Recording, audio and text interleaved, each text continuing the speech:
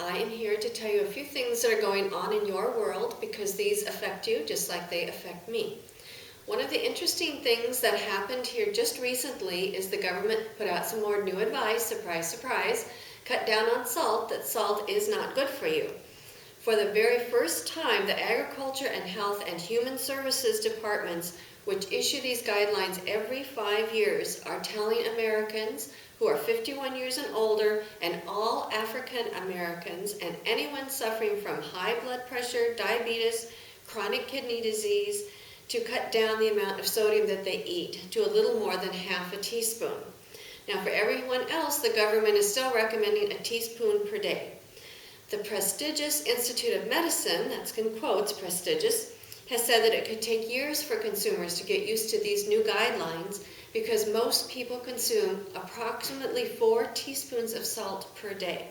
Now what I want you to understand is salt is not salt in the typical way that people happen to think about it. I want to go back just a little bit and give you a little bit of history because salt itself is considered a typical housewarming gift in Eastern Europe. Throughout history, salt has been very highly valued. In fact, it was even used as currency for Roman soldiers. Salarium, which is Latin for salt, is where we actually get our term of salary because they were paid in salt. And this is again how the term came. A man is worth his weight in salt. So I don't know if you're familiar with that term.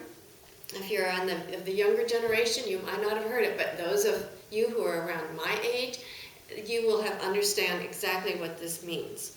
Sea salt itself is concentrated ocean. It has the water evaporated and the impurities removed. Believe it or not, your blood, your lymph, and your extracellular fluids are like miniature seas with a little sodium and trace minerals which are similar to ocean water. If the normal saline count in your body fluids fall below 1%, that's when you have nervous disorders and disorders of specific organ failure. You do lose your minerals every day and they must be replaced. Quality sea salt contains up to 10% trace minerals and these are easily assimilated. Sodium, which is the primary constituent of salt, is one of the 3 vital electrolytes which you need and it is valid for everyday living. Salt is also considered medicinal for kidneys, however you don't want to overdo it, and believe it or not, salt or trace minerals is important for insulin production. Salt also aids in the digestion of grains, beans, bread, and potatoes. It's also a natural preservative. So salt is an extremely important part of your diet.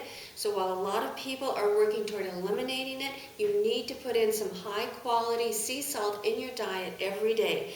Not the things that you get off the shelf, the Morton salt, Hain salt, Leslie salt. My research shows that most of that comes from the San Francisco Bay Area. This is a highly polluted area. This is not what you want to be putting in your body. In addition, that salt, which is kiln drying, can reach temperatures of excess of 1200 degrees. This breaks down the bioavailability of these trace minerals and you're not so easily able to absorb them because guess what? They're not really there. What I like to do is, the brand that I use is called Fleur de Sel. It's a high quality Celtic sea salt and it is dried in the ocean air. So whether or not you choose that brand or another brand, do keep salt in your diet. Do look for high quality and please don't use these ones off the shelf. In the meantime, avoid processed foods which are high in these low quality salts. These are the kind of salts that can damage your body. However, I will tell you any salt in excess, like anything, is going to damage your body. A half a teaspoon per day for your normal diet of high quality sea salt. So please keep that in mind. The next thing that I want to share with you, which is again not going to be a real surprise, but I do like to tell you these things that are validated by our particular research. We have been telling you that the government is experimenting on people, and here we go. They have finally announced that yes, they did about 40 to 80 years ago. They're never going to tell you that they did it yesterday or 5 years ago or 10 years ago. They're going to always pick these periods in time back 40 or 80 years ago. It's a little bit more challenging for you to go back and sue them or cause problems for the government.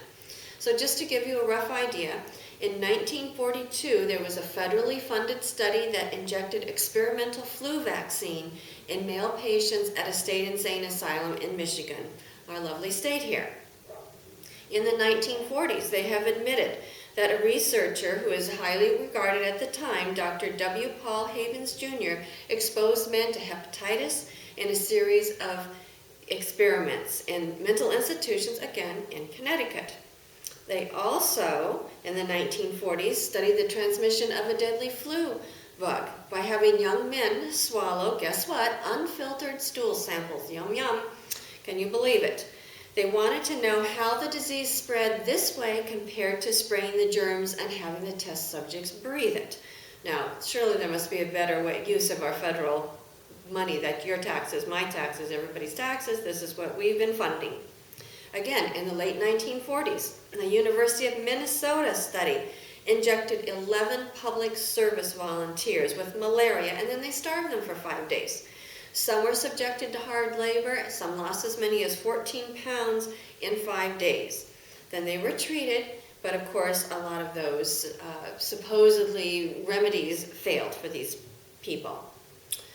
In 1957, when the Asian flu pandemic was spreading, federal researchers sprayed the virus in the noses of inmates in a prison in Maryland to compare their reaction to those who were exposed and then given a new vaccine.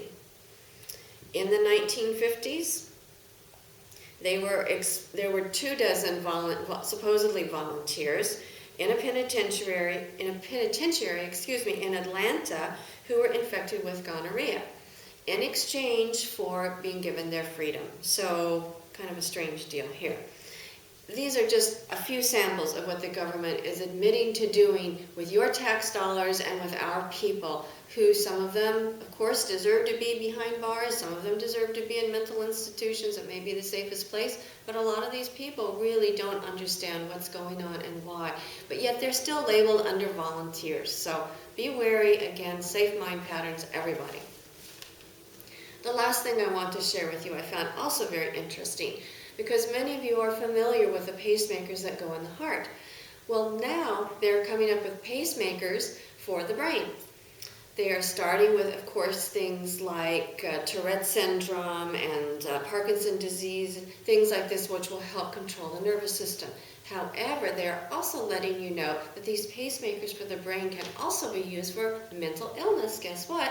So we don't want to extrapolate that onto mind control programming, of course, because the government says that those things don't exist.